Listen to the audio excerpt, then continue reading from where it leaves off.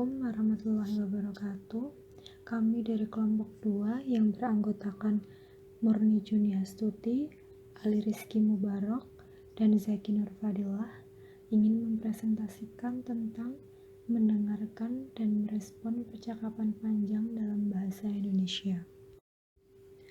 Menyimak, listening skill atau bisa disebut dengan mendengarkan, merupakan kemampuan untuk memahami dan menafsirkan pesan yang disampaikan secara lisan oleh orang lain. Menyimak bisa diartikan sebagai suatu proses kegiatan mendengarkan lambang-lambang lisan dengan penuh perhatian, pemahaman, apresiasi, serta interpretasi untuk memperoleh informasi, menangkap isi atau pesan, serta memahami makna komunikasi yang disampaikan oleh pembicara melalui ujaran. Oleh karena itu, kegiatan menyimak hendaknya dilakukan dengan seksama agar informasi yang diperoleh tidak salah. Seseorang dikatakan mahir menyimak apabila dapat menangkap informasi yang disimaknya dengan tepat, akurat, dan lengkap. Kemudian tujuan menyimak ada 7, antara lain yang pertama, memperoleh pengetahuan dari bahan ujaran pembicara, dengan kata lain dia menyimak untuk belajar. Yang kedua, menyimak untuk menikmati keindahan audio. Yang ketiga, menyimak untuk mengevaluasi. Yang keempat, menyimak untuk mengapresiasi materi singkatan.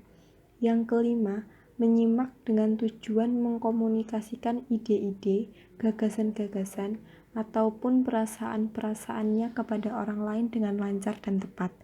Yang keenam, menyimak dengan maksud dan tujuan agar dapat membedakan bunyi-bunyi dengan tepat. Yang ketujuh, menyimak dengan maksud dan tujuan agar dapat memecahkan masalah secara kreatif dan analisis. Nah, di sini dapat disimpulkan bahwa tujuan menyimak adalah untuk memperoleh informasi dan memahaminya serta memperluas khasanah pengetahuan. Tujuan menyimak juga dapat digolongkan menjadi 2, yaitu tujuan umum dan tujuan khusus. Yang pertama, tujuan umum. Tujuan umum menyimak adalah untuk memperoleh informasi, menangkap isi, serta memahami makna komunikasi yang hendak disampaikan melalui ujaran. Yang kedua, tujuan khusus. Tujuan khusus menyimak antara lain menyimak kritis, menyimak konsentratif, menyimak kreatif, menyimak interrogatif, dan menyimak eksploratori. Selanjutnya yaitu tahapan menyimak. Sebagai suatu kegiatan berbahasa yang reseptif, menyimak merupakan suatu proses yang bertahap. Tahapan-tahapan tersebut meliputi mendengar, memahami, menginterpretasi, mengevaluasi, dan menanggapi. Agustini 2016. Langkah pertama, pendengar menerima rangsangan berupa suara atau kombinasi suara dan gambar dari pengujar. Selanjutnya, pendengar memfokuskan perhatiannya pada rangsangan yang diberikan dan berusaha melakukan seleksi sehingga mampu memahami pesan yang diujarkan. Langkah ketiga, pendengar berusaha mengartikan rangsangan atau ujaran yang telah ia perhatikan dengan memberi tafsiran atau pandangan teoretis. Selanjutnya, pendengar memberikan penilaian terhadap ujaran yang telah diterima. Langkah terakhir, pendengar menyambut baik apa yang telah diujarkan orang lain. Sambutan tersebut bisa berupa ekspresi setuju atau tidak setuju atau umpan balik. Sedangkan menurut Han dalam Rahayu 2013, terdapat 7 tahap menyimak sebagai berikut. A. Isolasi. Pada tahap ini, penyimak mencatat aspek individual kata lisan dan memisahkan atau mengisolasikan bunyi-bunyi dan fakta-fakta. B. Identifikasi.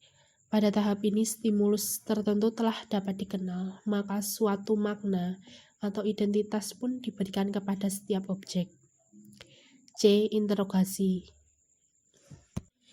C. Integrasi. Pada tahap ini penyimak harus mampu menyatukan sesuatu yang didengar dengan informasi lain yang telah dimiliki sebelumnya. Dalam hal ini, Seorang penyimak terlebih dahulu harus memiliki sedikit pengetahuan tentang bidang tertentu. Karena jika tidak, maka penyimak akan merasa kesulitan dalam memahami maksud dari bahan simakan. D. Inspeksi. Pada tahap ini, informasi baru yang telah diterima oleh penyimak akan dibandingkan dengan segala informasi yang telah dimiliki sebelumnya. Tahap ini akan menjadi tahap paling mudah apabila informasi baru justru mampu menunjang prakonsepsi seseorang. E. Interpretasi. Pada tahap ini, penyimak akan secara aktif menelusuri dari mana datangnya informasi tersebut. F. Interpolasi. Pada tahap ini, penyimak menyediakan serta memberikan data-data dan ide penunjang untuk memenuhi informasi atau pesan yang didengar. G. Introspeksi. Pada tahap ini, penyimak akan menerapkannya pada situasinya sendiri. Berdasarkan penjelasan di atas, maka dapat disimpulkan bahwa kegiatan pembelajaran keterampilan menyimak tidak sama dengan kegiatan teoretis. Peserta didik harus menemukan cara mereka sendiri agar tahapan-tahapan tadi bisa diterapkan dengan baik. Mereka mungkin perlu strategi khusus dalam proses menyimak sesuai tujuan yang akan dicapai, yaitu informasi atau manfaat yang pentingnya kegiatan menyimak. Menyimak merupakan keterampilan paling dasar yang berpengaruh terhadap 3 keterampilan lainnya. Tahapan berbahasa yang dilalui manusia pada umumnya sejak masa kanak-kanak yaitu belajar menyimak, kemudian berbicara, lalu membaca dan menulis. Anak belajar berbahasa untuk pertama kalinya dari proses menyimak bunyi yang didengarnya, lalu dari proses menyimak tadi anak akan menirukan bunyi-bunyi tersebut sehingga mampu berbicara. Pratiwi 2016. Dalam kehidupan sehari-hari, peserta didik baik siswa maupun mahasiswa lebih banyak menghabiskan waktu dengan kegiatan menyimak daripada keterampilan berbahasa lainnya. Segala informasi dalam situasi formal maupun non-formal umumnya diterima melalui kegiatan menyimak.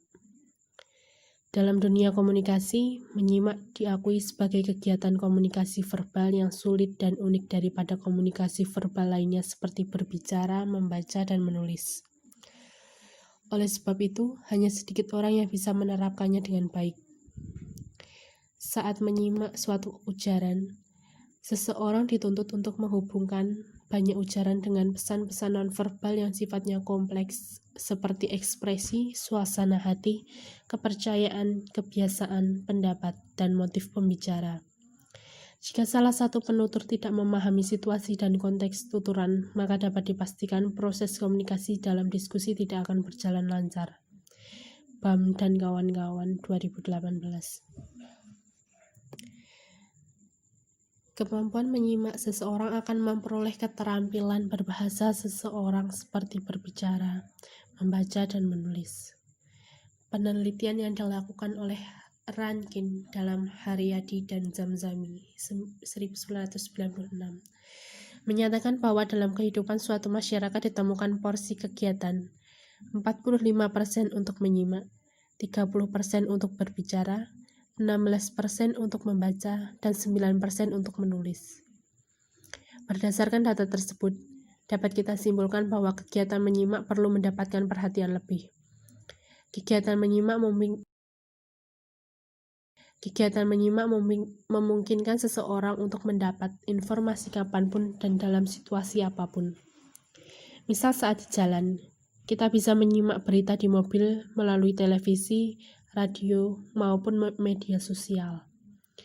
Penguasaan informasi pasti mengarah kepada penguasaan ilmu pengetahuan. Hal tersebut selalu diawali dengan kemampuan menyimak yang baik. Menyimak berperan sebagai landasan belajar bahasa, penunjang keterampilan berbahasa yang lain seperti keterampilan berbicara, membaca, menulis, memperlancar komunikasi lisan, dan menambah informasi.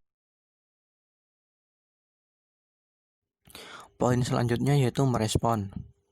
Memahami pesan menjadi isi komunikasi akan menjadikan proses komunikasi yang lancar dan tujuan akhir dari komunikasi antar individu dapat tercapai, baik itu dari pihak komunikan maupun dari pihak komunikator. Dan respon-respon yang datang dari komunikan dapat menjadi standar keefektifan komunikasi karena semakin baik respon yang diberikan komunikan terhadap pesan yang disampaikan komunikator, berarti semakin baik dan efektif pula proses komunikasi yang terjadi antar individu tersebut. Respon terdiri dari dua fase, yaitu respon yang diberikan saat komunikator berbicara, biasanya merupakan back channeling cues seperti kata ya atau anggukan kepala dan lain-lain. Fase yang kedua yaitu respon ini lebih terperinci dan ekspresif. Tahapan dalam merespon yaitu 1. Memberikan respon yang bervariasi. 2. Ekspresikan dan tekankan dukungan pada komunikator pada bagian akhir dari respon. 3. Jujur dan terbuka, sekalipun ketidaksetujuan pada komunikator. 4. Komunikan menempatkan dirinya pada subjek dari respon sehingga tidak menyerang atau menilai komunikator sebagai pihak di luar komunikan.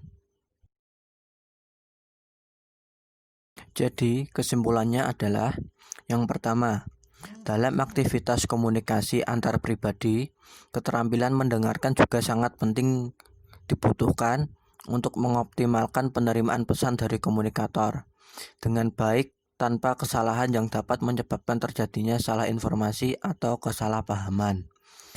Untuk lebih meningkatkan kegiatan komunikasi antar pribadi, upaya-upaya juga perlu dilakukan agar prosesi mendengarkan lebih efektif.